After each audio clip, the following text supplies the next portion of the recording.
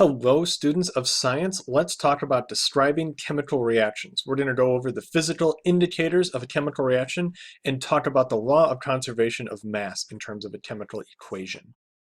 So, some of the indications that we have a chemical reaction on hand is first off, you're going to probably see a release of energy as either heat or light. If you're seeing that, that's a virtual guarantee there is some kind of chemical reaction there. That even goes for something like an explosion. If you're looking at an explosion, that's a combustion reaction, and for sure that is a chemical reaction. We're getting a lot of energy released as both heat and light. If you're seeing a color change, like in this reaction here, a pink liquid is added, then it first turns blue, then to kind of a yellow or amber color, and then to a red, for sure we're getting some kind of chemical reaction in there. That's the only way you get something like that to take place. Production of a gas. Everyone here has probably done the vinegar and baking soda at some point in time. There we have the vinegar inside the glass, you add baking soda. That is a chemical reaction taking place. We are producing gas, in this case, that is carbon dioxide bubbling out of there.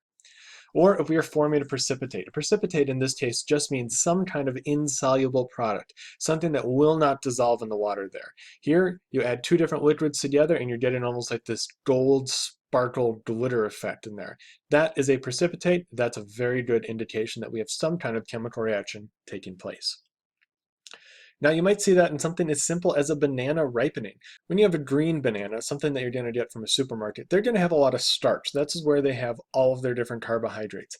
However, that starch really hasn't broken down. When it's a green banana, less than 1% of that starch is fructose. Here it's still in its polysaccharide. You see these long chains of all these ones right here. However, when that banana starts to ripen, more and more of those starch molecules are broken off into their little glucose molecules, and then those are further converted into fructose. When you're looking at a yellow banana, over 80% of that starch is fructose. So here we have a color change that is indicating that with this chemical here, starch is being broken down and converted into fructose here. This is the reason that yellow bananas taste delicious and green bananas taste like butt. You don't want to eat these because that fructose really isn't there. We love fructose. It tastes wonderful. So chemistry is happening to turn that green banana into a yellow banana. That is a chemical change. Again, you're seeing a color change. That is another indication of that. When we write out a chemical equation, let's say in this case here I have zinc plus hydrochloric acid makes zinc chloride and hydrogen gas. We always are going to write the reactants on the left side of the equation. So the zinc and the hydrochloric acid are going to be my reactants, and the products will be on the right side, which in this case is going to be the zinc chloride and the hydrogen gas. So reactants on the left, products on the right. Reactants are what I start with, products are what I make. When you write out a chemical equation, you always want to write out as often as you can the state of matter, whether it's going to be a solid, a liquid, a gas, or aqueous, which means it's dissolved in water. You want to make sure that the reactants and products are like that. So here we have, in this case, zinc is a solid, hydrochloric acid is dissolved in water, so that's an aqueous solution, and it's going to make another aqueous solution there and hydrogen gas. So I know just by looking at this equation here, I start with the solid, put it into a liquid, and I'm going to get gas bubbling out of it and have a different liquid left over. Make sure you write those as often as you can. Now, some molecules are what we call diatomic. This just means that they are always going to be with themselves. So the ones that are only going to be with themselves are 7 of them, and the way to remember that is look at your periodic table. Start at the number 7, which is the nitrogen, and almost form a 7 with nitrogen, oxygen, fluorine, fluorine, bromine, and iodine. So right there, nitrogen, oxygen, fluorine, fluorine, bromine, and iodine. All of those are going to be diatomic. You're never going to see them by themselves. Now, for those of you playing the home game, you might be thinking, that's only 6. I know.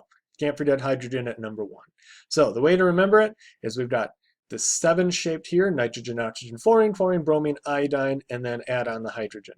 So when you see these elements, they're never going to be by themselves. You're never just going to see H. It's always going to be H2, N2, O2, F2, Cl2, Br2, I2. That's why they call it diatomic molecules. Way to remember that, hydrogen, nitrogen, fluorine, oxygen, iodine, fluorine, and bromine is have no fear of ice-cold beer. Note, I am not endorsing or condoning the use of alcoholic beverages by people under the age of 21. Please drink responsibly when you're 21.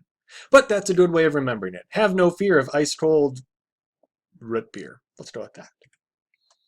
Now, when we're writing out a chemical equation, there's some symbols that we're going to need. First off, when you have an arrow going to the right, it's almost like an equal sign, but it really means yields. So I'm going to have this plus this yields this plus that. When I have double arrow, this means it's a reversible reaction, something that can kind of almost ping-pong back and forth depending upon the conditions.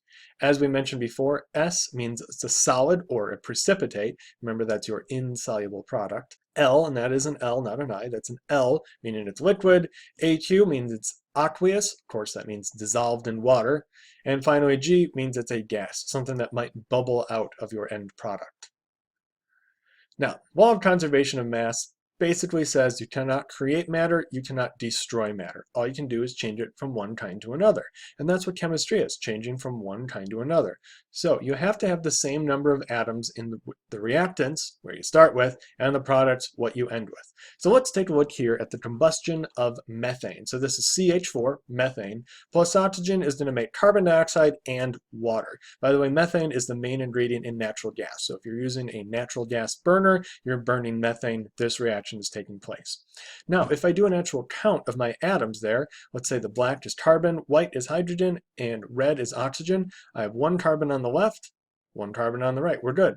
Hydrogen, 1, 2, 3, 4 on the left, 1, 2, 3, 4 on the right.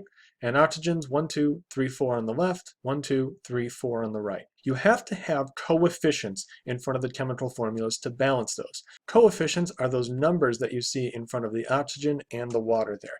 They balance it out. Let's say, for example, I didn't have those coefficients, and I tried to look at this.